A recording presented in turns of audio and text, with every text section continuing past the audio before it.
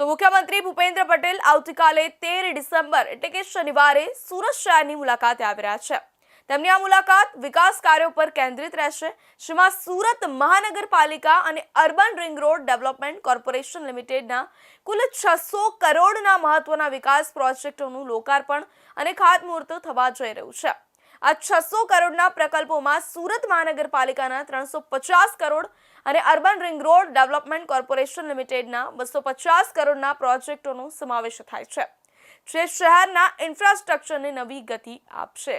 મુખ્યમંત્રી ભૂપેન્દ્ર પટેલ શનિવારે સુરતમાં 3 મુખ્ય સ્થળો પર હાજરી આપીને વિવિધ કાર્યક્રમોમાં ભાગ લેશે, જેમાં એપીએમસી માર્કેટની મુલાકાત, રાંદેર વિસ્તારની એક ખાનગી હોટલમાં આયોજિત ઓલ ઇન્ડિયા મેયર કાઉન્સિલની બેઠકમાં સહભાગી થવું અને વીર નર્મદ દક્ષિણ ગુજરાત યુનિવર્સિટી ખાતે પાલિકા અને યુઆરડીસીના પ્રોજેક્ટના મુખ્ય લોકાર્પણ ખાતમુહૂર્ત સમારોહનો સમાવેશ થાય છે।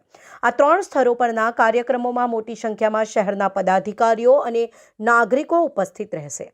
આ વિકાસ પ્રકલ્પોમાં સૌથી વધુ મહત્વપૂર્ણ કામ સુરતની ફરતે સાકાર થઈ રહેલા 66 કિલોમીટર લાંબા આઉટર રિંગ રોડનો બાકી રહેલો સેગમેન્ટ છે। મુખ્યમંત્રીના હસ્તે આઉટર રિંગ રોડના સચિનથી કડોદરા સુધીના અંદાજિત 10 કિલોમીટરના કામનું ખાતમુહૂર્ત કરવામાં આવશે। આ કામગીરી માટે 250 કરોડ ફાળવવામાં આવ્યા છે, જેમાં રોડનું બાંધકામ અને ફ્લાયઓવર બ્રિજનો સમાવેશ થાય છે। આ સચિન કડોદરા સેગમેન્ટનું કામ પૂર્ણ થવાથી 66 કિલોમીટરની આઉટર રિંગ રોડની આખી રિંગ સાકાર થઈ જશે। આ પ્રકલ્પ વર્ષ 2028 સુધીમાં પૂર્ણ કરવાનો લક્ષ્યાંક રાખવામાં આવ્યો છે।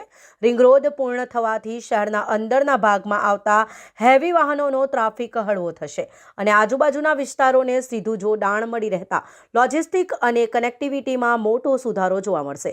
સુરત મહાનગરપાલિકાના 350 કરોડના કામોનું પણ લોકાર્પણ અને ખાતમુહૂર્ત થશે, જેમાં 250 કરોડના કામોનું લોકાર્પણ કરવામાં આવશે, જેમાં મુખ્યત્વે 248 કરોડના ખર્ચે પૂર્ણ થયેલા ડ્રેનેજ પ્રોજેક્ટોનો સમાવેશ થાય છે।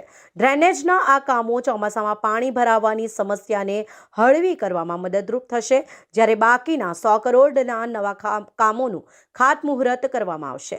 આ ખાતમુહૂર્તના કામોમાં કનકપુર, ઉધના અને લિંબાયત ઝોન જેવા મહત્વના વિસ્તારોના વિવિધ વિકાસ કાર્યોનો સમાવેશ થાય છે। મુખ્યમંત્રીની આ મુલાકાત સુરત શહેરના વિકાસના નવા સીમાચિહ્નો સ્થાપિત કરશે અને નાગરિકો માટે આધુનિક સુવિધાઓ પૂરી પાડવાની દિશામાં વધુ એક મજબૂત કદમ બની રહેશે।